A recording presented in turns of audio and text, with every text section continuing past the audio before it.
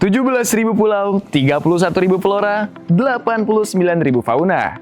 Inilah Indonesia, pusat mega biodiversitas dunia. Biodiversitas atau keanekaragaman hayati adalah variasi kehidupan di bumi pada semua tingkatan, mulai dari gen hingga ekosistem.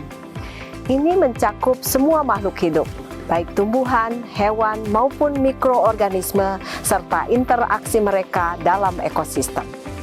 Biodiversitas adalah dasar dari kehidupan kita.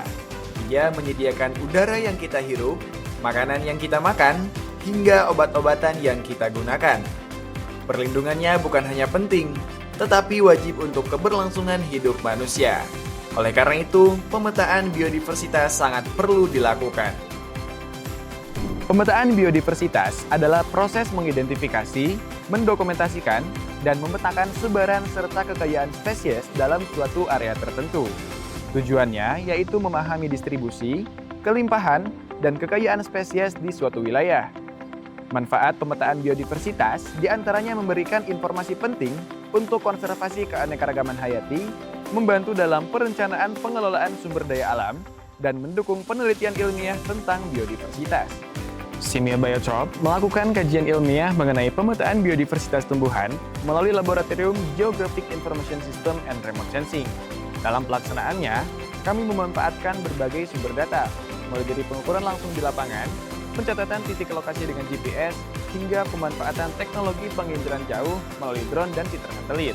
Salah satu metode yang biasa digunakan ketika pengumpulan data biodiversitas di lapangan dilakukan dengan metode line transect, yaitu pendekatan analisis vegetasi yang dilakukan dengan membentangkan garis transek pada area studi tertentu untuk mencatat dan menilai komposisi serta distribusi tumbuhan.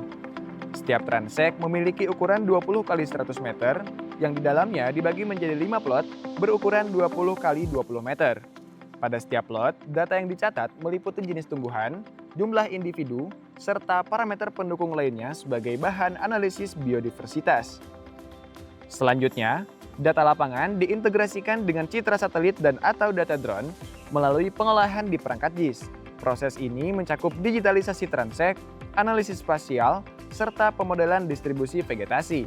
Setelah seluruh proses pengolahan data selesai, tahap berikutnya adalah membuat peta biodiversitas yang dapat memvisualisasikan kekayaan spesies, tingkat keanekaragaman, serta distribusi vegetasi di lokasi penelitian.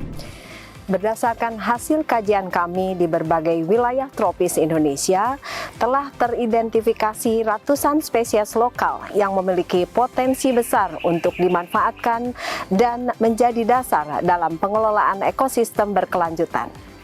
Kedepan, fokus kami adalah mengembangkan sistem pemetaan biodiversitas yang dinamis dan partisipatif, serta mengikuti perkembangan teknologi terbaru. Melalui hasil pemetaan biodiversitas tersebut, kami sebagai pengelola tentunya dapat mengetahui sebaran spesies, baik itu flora dan fauna, serta mengidentifikasi area-area yang mungkin sudah kritis dan harus segera mendapat perlindungan.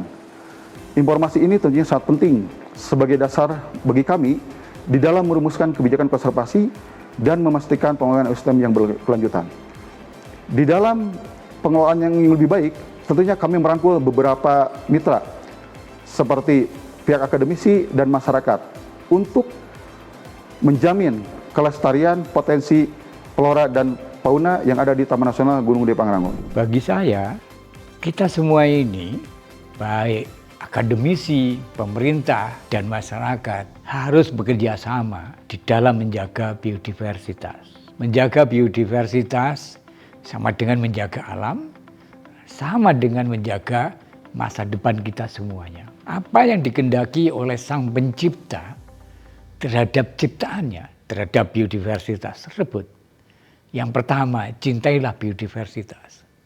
Dan yang kedua adalah lindungilah biodiversitas. Dan yang terakhir adalah syukurilah biodiversitas yang telah kita manfaatkan dan kita kembangkan dan untuk dijaga kelestariannya.